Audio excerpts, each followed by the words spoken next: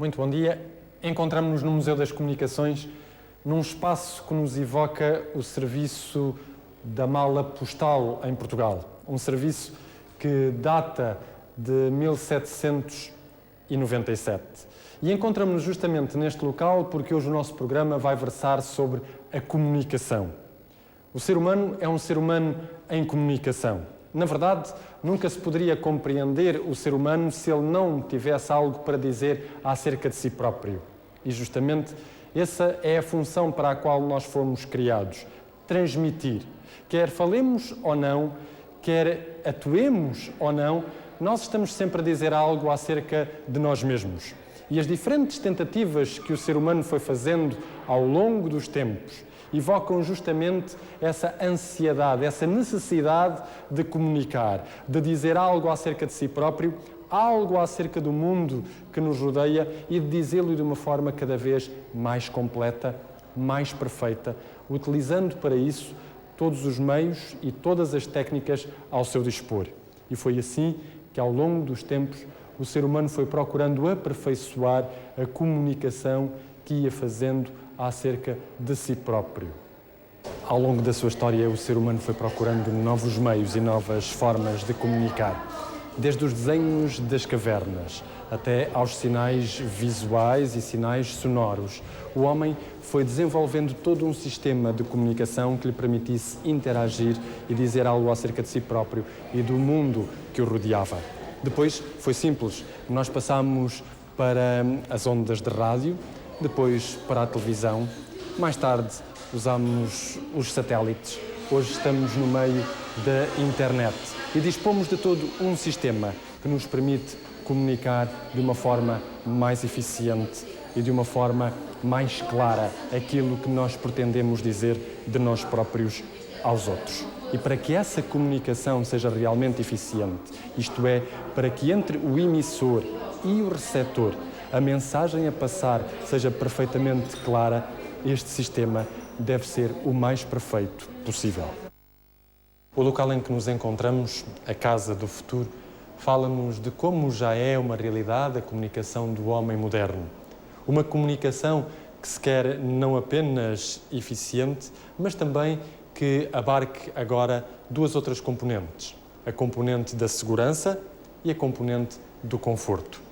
E é assim que, nesta casa, qualquer pessoa, mesmo até tendo problemas de deficiência, pode comunicar e pode receber informação de qualquer lugar do mundo. Tomemos, por exemplo, este frigorífico. Se eu quiser, posso utilizá-lo para receber as notícias daquilo que se passa lá fora. Por exemplo, eu posso escolher aqui a BBC e, automaticamente, eu estou em contacto com aquilo que se passa no mundo. Posso escrever os meus e-mails, posso fazer telefonemas, posso enviar ou receber qualquer tipo de informação. E é desta forma que o ser humano vai aperfeiçoando, através da tecnologia, as suas formas de comunicar. Hoje podemos sorrir com o passo gigantesco que a humanidade deu nas comunicações. Mas um grande desafio e um novo desafio se coloca a esta mesma humanidade. E a questão é: o homem que comunica através de máquinas, através de aparelhos, através de meios sofisticados, continuará a ser capaz de comunicar pessoalmente com outros seres humanos de uma forma tão eficaz? Será que as novas palavras que entraram no nosso vocabulário, como rádio, televisão, internet, e-mail, SMS, MMS, vão fazer com que nós fiquemos também mais disponíveis para comunicarmos a nossa mensagem aos outros? Ou será que vamos ser apenas capazes de comunicar virtualmente, mas ter mais dificuldades em comunicar pessoalmente? São esses os grandes desafios que se colocam à comunicação do homem moderno. O desenvolvimento dos meios de comunicação coloca também um desafio à comunicação do Evangelho, porque o Evangelho é justamente esta boa nova da comunicação. E a grande questão que nós nos colocamos é como é que, aproveitando as novas tecnologias e os novos meios de comunicação, podemos comunicar também a palavra de Deus, a mensagem de Deus à humanidade. Foi neste sentido que a Igreja Adventista do Sétimo Dia promoveu um curso, uma formação em comunicação e que teve lugar nos dias 9 e 10 de março para os pastores da zona da Grande Lisboa. Nesse curso de comunicação, mais do que falar, e não apenas a falar de meios de comunicação, tratou-se também de falar de uma filosofia de comunicação, porque é necessário algo que possa ser o veículo dessa comunicação.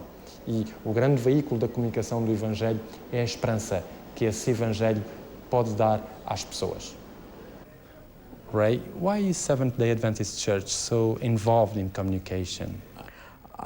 Actually, it's quite obvious. If you are a Christian, you are a communicator of a certain set of values, understanding of who you are.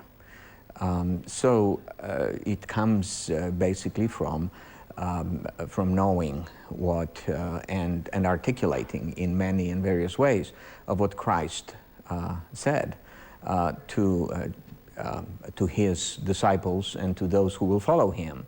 And as followers of Jesus Christ, we are to communicate his gospel of salvation, to make others disciples, to help people live a better way for a world that is full of hope, of love, of grace, and articulating as well as walking, as we would say, the principles that have been exemplified so beautifully in the way Jesus lived. So, as a Christian, there is no other option except to share the joy that one has by accepting Jesus Christ, the way of life that gives me hope for the future, but also gives me hope for today. And so I would do that in many and varied ways. So as Adventist Christians, we are articulating that in a particular way, a way of life, but also the motivation when we know that Jesus is returning soon.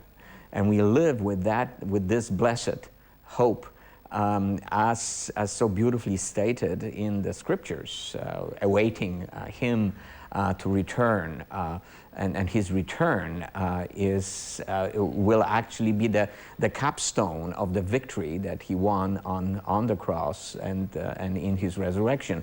And He said He would come back. So that's what it means. It means not just being motivated by a philosophy, but by a life, living life to the fullest, liberated and looking for a better world in which I would like to live.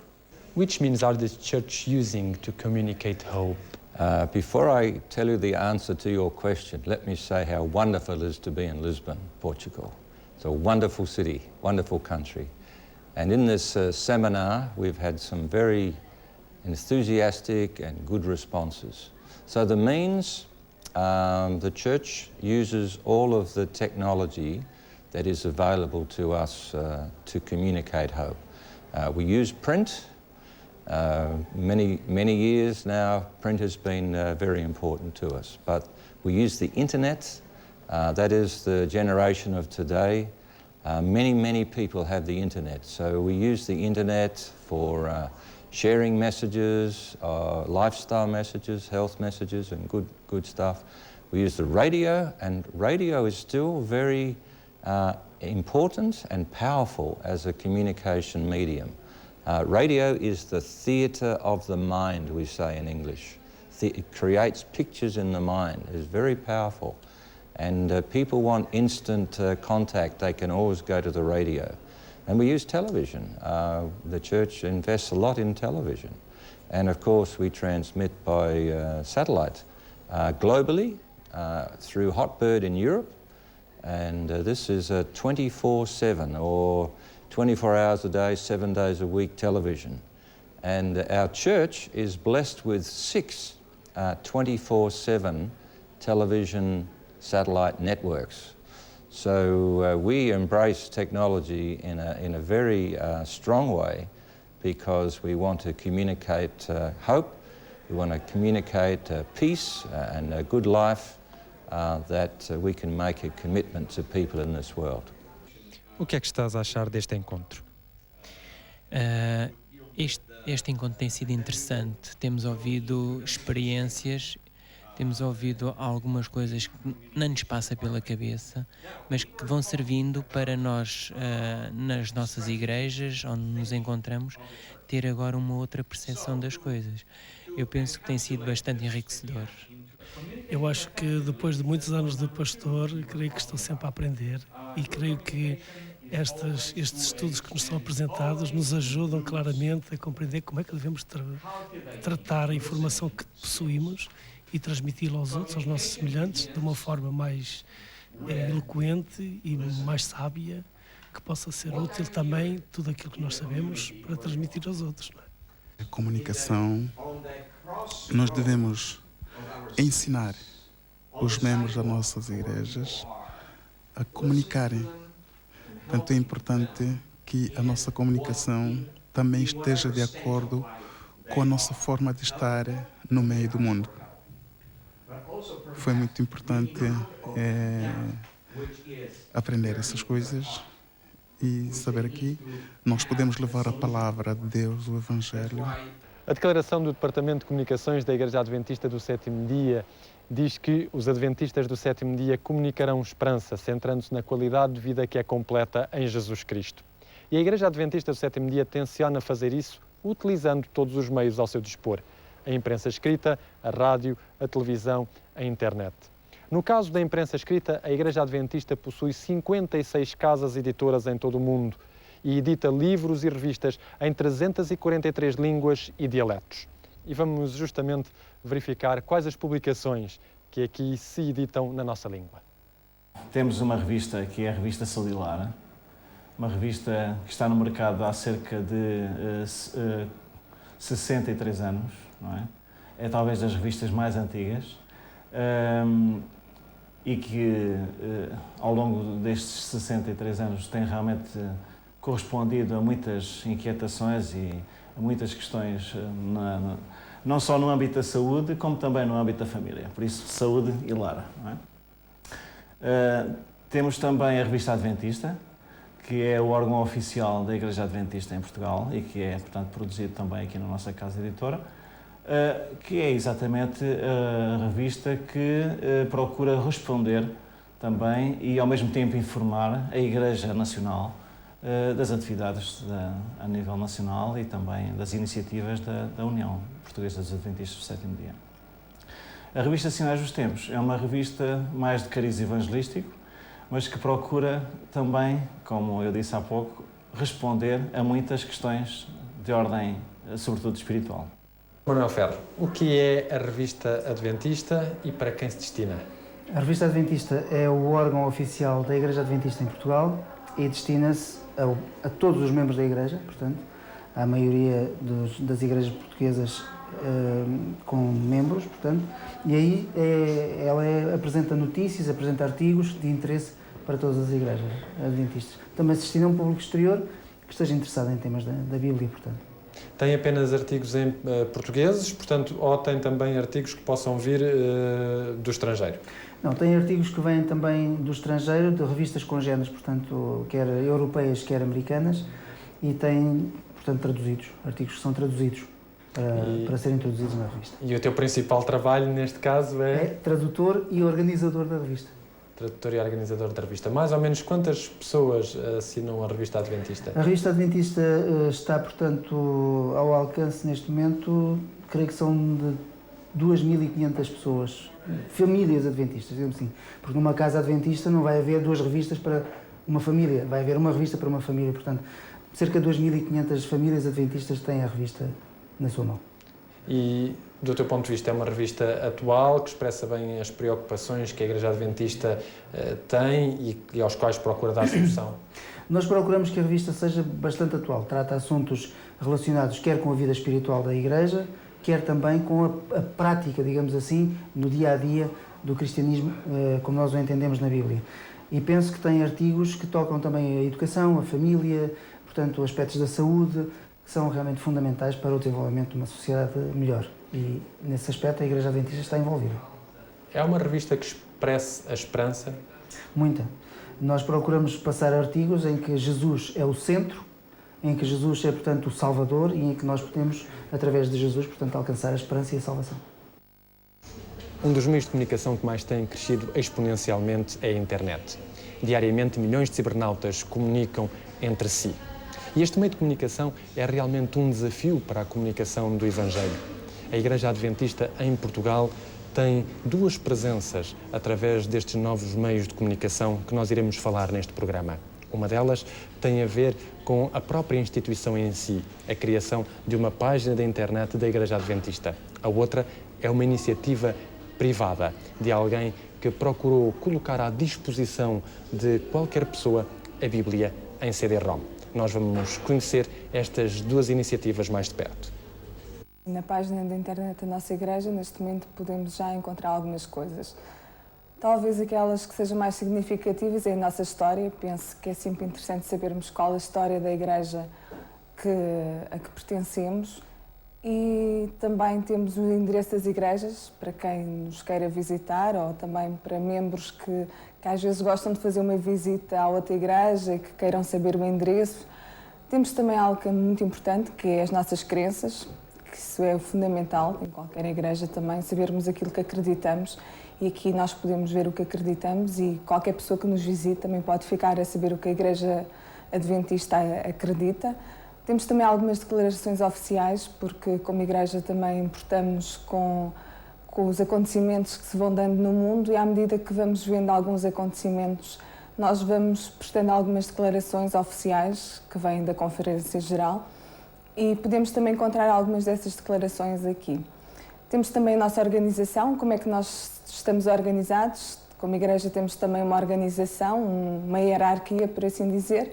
Então aqui também podemos consultar e ver qual é a hierarquia dentro da Igreja Adventista. E, acima de tudo, é uma página dinâmica. Neste momento podemos encontrar estes conteúdos, mas a qualquer momento podem ser acrescentados novos conteúdos e, por isso, acima de tudo, penso que há que ir consultando a página, porque vamos tendo sempre algumas novidades para dar. E temos notícias. Isso também é fundamental, é termos as notícias que vão acontecendo na nossa igreja, tanto em Portugal como no mundo. Esta página encontra-se disponível em www.adventistas.org.pt. Quem quiser nos visitar, estamos lá também, virtualmente. Penso que é importante esta presença na internet porque cada vez mais as pessoas acedem à internet e eu penso que não devemos nunca estar alheios a este novo meio de comunicação que acredito que Deus nos colocou ao nosso dispor. Podes então dizer-nos como é que surgiu esta ideia de realizar este projeto do mundo bíblico? Muito bem. Esta ideia surge de uma vontade que nós temos de certa forma, por agradecimento a Deus por tudo aquilo que Ele nos tem dado, de colocarmos ao seu serviço parte daquilo que é o nosso dia-a-dia. Eu faço parte de um grupo de pessoas que são programadores e que trabalham diariamente com a informática e, nesse sentido, imaginamos uma maneira de conseguir partilhar com os outros algumas das coisas em que acreditamos. E como é que funciona o mundo bíblico? É muito difícil de funcionar com ele ou é simples? Não, a nossa preocupação foi que realmente fosse uma coisa muito simples. Este ecrã que temos aqui é o primeiro ecrã do programa, é onde temos o menu principal e temos 4 opções principais para utilizar. Eu ia abrir a primeira, que é a opção central, que é a opção Bíblia, a enciclopédia, as barras cronológicas e os elementos multimédia. Eu ia abrir, em primeiro lugar, a Bíblia, que é o módulo central de todo o programa, e aqui nós temos a ocupar a grande parte do espaço o texto bíblico. Com uma barra de scroll nós podemos fazer rolar o texto e depois temos do lado esquerdo uma série de informações complementares que nos ajudam a chegar à informação que pretendemos. Na parte superior do programa existe sempre uma barra de ferramentas que nos dá acesso a algumas funções importantes para a utilização. Temos, por exemplo, aqui um pequeno campo onde nós podemos, se quisermos saltar para um determinado texto, escrever um bocadinho do nome da passagem e o programa vai nos apresentar. Por exemplo, eu vou escrever aqui Salmo 23 e carrego a tecla Enter e imediatamente o programa me apresenta o Salmo 23. Estas duas setinhas permitem-me, se eu quiser continuar a leitura, passar para o capítulo seguinte ou para o capítulo anterior. Se no Salmo 23 houver um pequeno texto que é um dos meus textos favoritos, eu posso optar por destacá-lo. Posso, por exemplo, chegar aqui e selecionar com o rato os 2 primeiros versículos do Salmo e agora chegar aqui à opção de marcar e escolher uma cor e o programa faz-me um sublinhado deste texto. Uma das coisas muito importantes no texto da Bíblia é nós podermos fazer pesquisas. Muitas vezes nós sabemos que há uma determinada passagem que tem um texto com determinado conteúdo, mas é difícil decorarmos onde é que ele está. Exato. E então o programa tem incorporado uma função de pesquisa bastante simples, que funciona tal como funcionam todos os motores de pesquisa na internet. Nós simplesmente escrevemos aqui uma palavra ou um conjunto de palavras que queiramos que o programa pesquise e ele rapidamente vai mostrar todos os textos em que essa palavra ocorre. Como exemplo, eu vou escrever aqui a palavra Moisés e carrego em Enter e o programa imediatamente me apresentou os resultados. Encontrou 784 resultados. Se eu os quiser ler todos um a um, basta usar o quadro de resultados, não é? nem mais. Posso filtrá-los, se quiser ver só os que aparecem no Velho Testamento, só os do Novo Testamento, ou até de um livro específico. Posso chegar aqui e peço no livro de Deuteronômio apenas os textos que têm Moisés. Estou a ver ali também um item que se chama a cronologia. Cronologia, exatamente. A cronologia, no fundo, é uma forma diferente, mais visual, de chegar à mesma informação. As barras cronológicas contêm diversas informações agrupadas em 3 áreas. A primeira delas é a barra das personalidades. No fundo, existe uma linha do tempo que está aqui na horizontal sobre o menu, sobre o ecrã, e nesta zona temos toda a informação dos vários personagens. Cada um deles tem o seu nome escrito com as datas de nascença e de falecimento de acordo com o texto bíblico. Quando nós navegamos na barra, os vários personagens vão aparecendo e nós vamos poder ter acesso a toda a informação acerca deles. Houve muitas pessoas que colaboraram e muitas instituições, mas houve 3 que foram realmente fundamentais. Uma delas foi a Sociedade Bíblica de Portugal, que de forma gratuita cedeu os direitos da utilização do texto de João Ferreira de Almeida. Outra colaboração que também nos agradou bastante foi a da Embaixada de Israel em Lisboa. A Embaixada de Israel e outras pessoas do Ministério dos Negócios Estrangeiros de Israel forneceram-nos muitas informações, especialmente informação visual, imagens e vídeos. E todos os vídeos que o programa tem e um bom conjunto de imagens, algumas centenas delas, foram fornecidos pela Embaixada de Israel. Finalmente, não porque fosse menos importante, mas foi também muito importante o apoio da União Portuguesa dos Adventistas do Sétimo Dia, que nos concederam a possibilidade de usar os conteúdos do comentário bíblico para que todos os artigos que se encontram no mundo bíblico pudessem cá estar. E é com base nesses artigos que toda a enciclopédia do mundo bíblico está a ser construída. Dar a Bíblia a conhecer é o objetivo de todo o cristão. E neste programa nós quisemos não apenas mostrar-vos como a Igreja Adventista faz uso das novas tecnologias, não apenas a nível institucional, mas como os seus membros estão também empenhados não só em dar uma mensagem que seja adventista, mas neste caso em dar a conhecer aquilo que é a Bíblia através do mundo bíblico. E é justamente o que nós temos hoje para lhe oferecer, um CD do mundo bíblico. Para que este CD seja seu, pode endereçar o seu pedido para Tempo de Esperança, Rua Ponta Delgada, número 1, 1239, Lisboa, pelo telefone 213140166 ou pelo e-mail tempo.esperanca@adventistas.org.pt. Despedimos-nos com muita amizade e desejando as melhores bênçãos de Deus para a sua vida. E até ao próximo programa.